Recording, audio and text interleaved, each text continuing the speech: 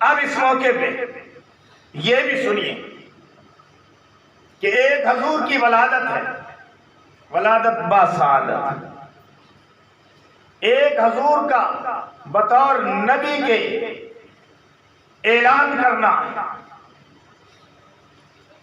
ولادت آپ کی جو ہوئی 12 ربیع الاول کو ہوئی۔ ربیع الاول کا مہینہ 571 عیسوی ہے، اپریل کی تاریخ ہے 21 یا 22۔ وہ آپ کی ولادت باسعادت ہے۔ پھر آپ کی ولادت باسعادت کے ساتھ عجیب و غریب خرق عادات واقعات رونما ہوئے۔ ایک یہ چیپٹر ہے سیرت کا، اس کا تعلق آپ کی ولادت سے، آپ کے میلاد سے، عمل کی زندگی سے اس کا تعلق نہیں۔ اس میں آپ کی ولادت کا تذکرہ ہے، آپ کے بچپن کا تذکرہ ہے، آپ کے لڑکپن کا تذکرہ ہے، آپ کی جوانی کا تذکرہ ہے۔ جب آپ نے 40 سال کی عمر میں اللہ کا حکم پا کر پہلی وحی وصول کر کے اقرا بسم ربک الذی خلق خلق الانسان من علق اقرا وربک الاکرم الذی علم بالقلم علم الانسان ما لم یعلم، پہلی وحی کے وصول کے بعد جب دوسری وحی آئی، اللہ پاک نے آپ کو حکم دیا کہ آپ اپنی برادری کو ڈرائیے، اپنے قریبی رشتہ داروں کو بلائیے، ان کو ڈرائیے، وَأَنذِرْ عَشِيرَتَكَ الْأَقْرَبِينَ، اپنے قریبی رشتہ داروں کو ڈرائیے، ان کو سمجھائیے، اللہ کے عذابوں سے ڈرائیے، میرا تعارف کرائیے۔ تو آپ نے اپنے قریبی رشتہ داروں کو بلایا اور ان کے سامنے دعوت حق رکھی۔ پھر آپ صفا پر چڑھ گئے، کوہ صفا پہ چڑھ کے لوگوں کو بلا کے آپ نے لوگوں سے سوال کیا کہ تم نے میری 40 سالہ زندگی جو ہے بچپن سے لے کر جوانی تک اس کو کیسا پایا؟ تو لوگوں نے کہا ہم نے آپ کو صادق الامین پایا۔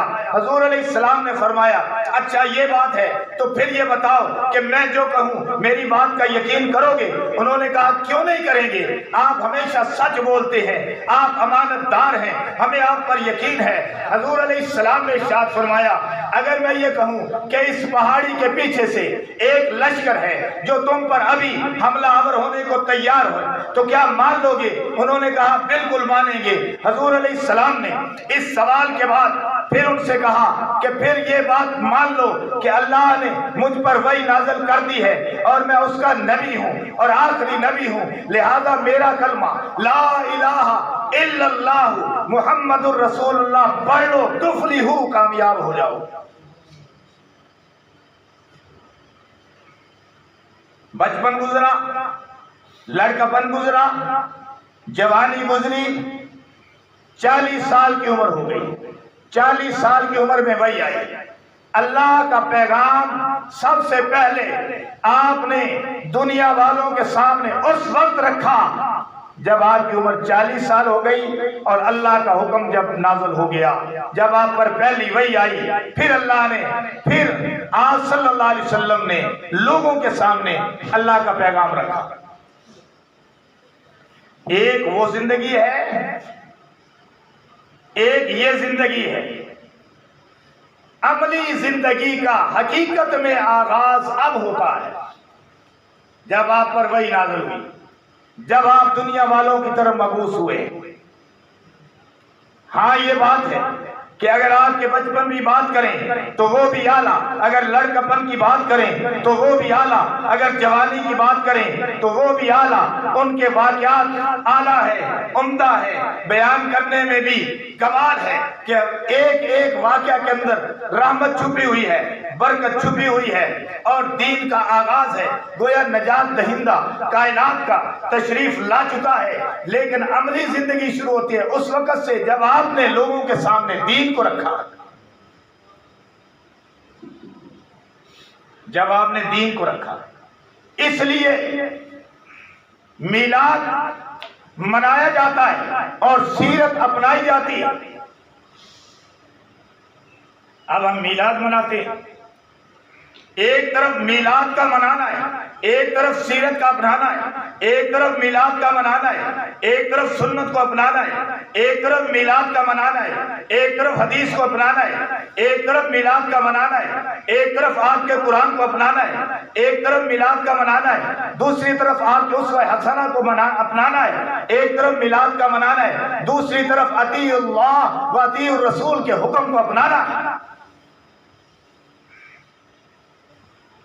پتا چلا کہ اصل زندگی، اصل دین، اصل پروگرام، اصل منشور، اصل لایا عمل اس وقت شروع ہوا ہے جب آپ صلی اللہ علیہ وسلم نے کوہ صفا پہ چڑھ کے لا الہ الا اللہ کا اعلان کیا۔ تو پتا چلا کہ آپ کا دین اپنانے کی چیز ہے، منانے کی نہیں، کہ دین اپنانے کا نام ہے، منانے کا نہیں۔ منانے میں کیا ہے تو اپنانے میں کیا ہے، یہ بات سمجھ لیں۔ منانا یہ ہے سیلیبریٹ کرنا کہ ایک دن یا دن کا کچھ حصہ آپ مخصوص کر لیتے ہیں اور اس میں آپ اس کو مناتے ہیں، سیلیبریٹ کرتے ہیں، خوشی کا اظہار کرتے ہیں، کپڑے پہن لیں گے، خوشبوئیں لگا لیں گے، آپ بازار سجا لیں گے، پہاڑیاں بنا لیں گے، بچوں کے کھلونے بیچ میں رکھ دیں گے، ادھر میوزک لگا دیں گے، استغفر اللہ۔ یہ ایک علیحدہ چیپٹر ہے، اس پہ بعد میں بات کریں گے۔ تو اس سے دین ہماری زندگی میں نہیں آیا۔ جو اللہ نے حکم دیا اطیع اللہ و اطیع الرسول، میری اطاعت کرو، میرے رسول کی اطاعت کرو، اور جو اللہ نے حکم دیا لقد کان لکم فی رسول اللہ اسوۃ حسنہ، میرے رسول صلی اللہ علیہ وسلم کی زندگی تمہارے لیے نمونہ ہے، تو اس میں نمونہ آپ کو ملا کہیں؟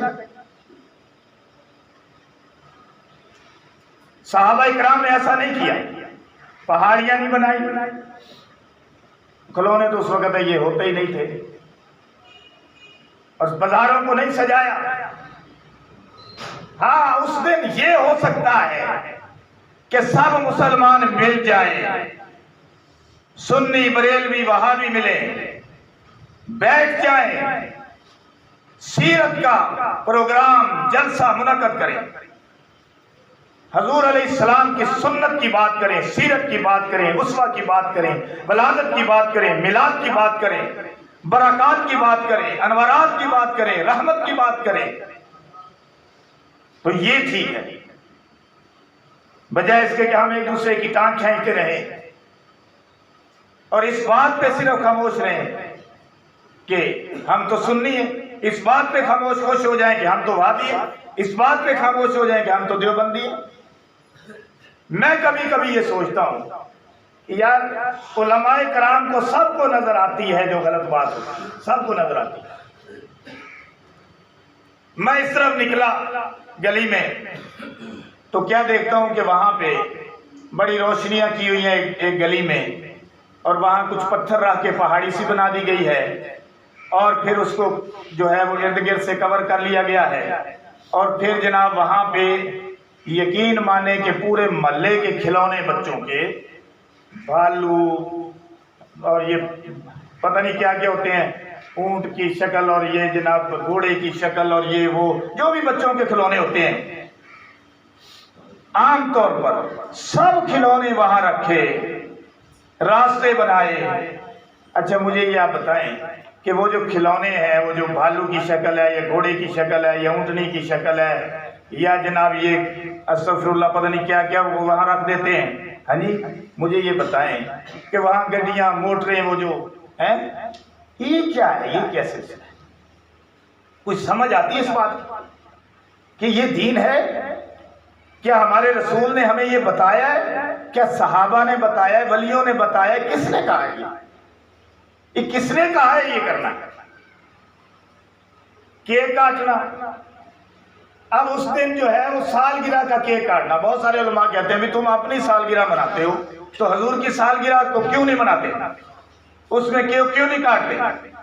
اس کا جواب یہ ہے کہ دیکھیں میرے نبی صلی اللہ علیہ وسلم نے اپنی پوری زندگی میں کوئی سالگرہ کا کوئی تصور پیش کیا ہو تو پلیز آپ سیرت کی کہیں کتاب سے کسی حدیث سے نکال کے دکھا۔ کوئی سالگرہ حضور نے کسی کی منائی، اپنے بچے کی منائی ہو، یا امام حسن کی منائی، امام حسین کی منائی، کسی بچے کی منائی ہو، کوئی سالگرہ کا تصور تھا حضور کے؟ علماء حق تو اس کے خلاف ہے سالگرہ کے، کہ سالگرہ میں تم کیک کاٹتے ہو، دھوم دھڑکا کرتے ہو، گانے چلاتے ہو، گانے بجاتے ہو، تحفے تحائف لیتے ہو، دیتے ہو۔ ارے تمہاری زندگی کا تو ایک دن کم ہو گیا ہے، تم نے تو اپنی پچھلی زندگی کا جائزہ لینا ہے۔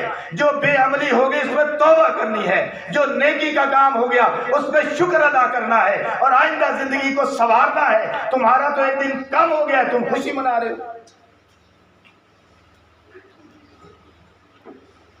تو یہ تو اسلام کا طریقہ ہی نہیں تھا، پہلی بات ہی تو یہ تو طریقہ کسی اور اقوام کا تھا، اسلام کا تو نہیں تھا۔ تو پھر اسلام میں کہاں سے آ گیا؟ کام وہ کرو نا جس پہ میرے اور آپ کے نبی امام الانبیاء محمد رسول اللہ کی مہر، جس پہ مہر نہیں وہ کام قابل اعتراض ہے، وہ ویلڈ نہیں اسلام، اس کی گنجائش نہیں اسلام میں۔ اگر ہم ایسے آنکھیں بند کر کے رکھیں گے نا اور عشق کی راہ میں چلتے چلے جائیں گے تو دین کا تو تیا پانچا ہو جائے، دین کے تو ہم حصے بکھرے کر دیں گے، اور کر کے بیٹھ گئے ہیں ایمان سے، کہ کوئی نجائز کو نجائز کہنے کے لیے تیار ہی نہیں ہے۔ یہ کوئی طریقہ ہے؟ اب دیکھیں کہ اس پہ مزید دیکھیں، اس پہ سنی علماء بریلویہ انہوں نے اس پہ بڑے فتوے دیے۔ مفتیان حضرات جو صاحب نظر ہیں، صاحب علم ہیں، انہوں نے کہا بھائی یہ کیک کاٹنا ٹھیک نہیں ہے۔ مفتی اکمل نے فتویٰ دیا، یار بھائی والے نے، وہ مولانا الیاس قادری، انہوں نے فتویٰ دیا کہ بھائی یہ کیک کاٹتے ہو اور کیک کے اوپر روزہ رسول بناتے ہو، خانہ کعبہ بناتے ہو، ہاں جی، اور حضور کا نام نالین مبارک کا نقشہ بناتے ہو، پھر اس کو کاٹتے ہو، پھر اس کو کھاتے ہو ٹکڑے ٹکڑے کر کے، تو انہوں نے کہا کہ یہ ٹھیک نہیں۔ سالگرہ کی تو انہوں نے تھوڑی بہت حمایت کی کہ یار کوئی بات نہیں ہے، چلو تم اپنے بھی کرتے ہو، یہ بھی کرتے ہو، اپنے بچوں کی بھی کرتے ہو، تو چلو کر لو، کوئی نہیں۔ لیکن کہتے ہیں کہ یہ جو کاٹ کاٹ کے ٹکڑے کر کے کھاتے ہو تو یہ ٹھیک نہیں ہے، یہ بے حرمتی ہے۔ اور ہوتا بھی ایسے کہ وہ جو کچھ بھی لگایا، جو کچھ بھی بنایا اور جو کچھ سجایا، روضہ رسول بنا دیا، خانہ کعبہ بنا دیا، بعد میں یقین مانے اتنی بے حرمتی اور بے ادبی ہوتی ہے۔ بے شک وہ تصویریں ہی ہیں، لیکن بے حرمتی اور بے ادبی تو جائز نہیں ہے نا۔ تو سادگی اختیار کریں، پروگرام بنائیں، اکٹھے ہو جائیں، جلسہ کریں، رسول کی سیرت کو بیان کریں، آپ کے دین کو بیان کریں۔ دین کے لیے جو ہے وہ دین کے لیے سوچیں کہ خالص دین ہماری زندگیوں میں کیسے آئے گا۔ تو میں عرض یہ کر رہا تھا کہ عملی زندگی کا آغاز اس وقت ہوا جب میرے اور آپ کے نبی محمد الرسول اللہ نے کوہ صفا پہ چڑھ کے اعلان کیا۔ اب یہاں ایک بات آپ کو اور بتا دوں کہ حضور علیہ الصلوۃ والسلام فدا ہوا ابی و امی صلی اللہ علیہ وسلم، آپ نے 40 سال ان لوگوں میں گزارے مکہ والوں۔ مجھے آپ یہ بتائیں 40 سال میں جتنی عزت آمنہ کے لال کی تھی اتنی کسی اور کی ہے تو بتا دیں۔ پڑھے لکھے آپ بیٹھے، 40 سال مکے والوں کا ہیرو تھا میرا محمد صلی اللہ علیہ وسلم۔ آپ سے بڑھ کر کوئی ہستی نہیں، آپ سے بڑھ کر کوئی سچا نہیں، آپ سے بڑھ کر کوئی آلہ نہیں، آپ سے بڑھ کر کوئی اخلاق والا نہیں، آپ سے بڑھ کر کوئی ایمان والا نہیں، آپ سے بڑھ کر کوئی ایماندار نہیں، آپ سے بڑھ کر کوئی حیا والا نہیں، آپ سے بڑھ کر کوئی وفا والا نہیں۔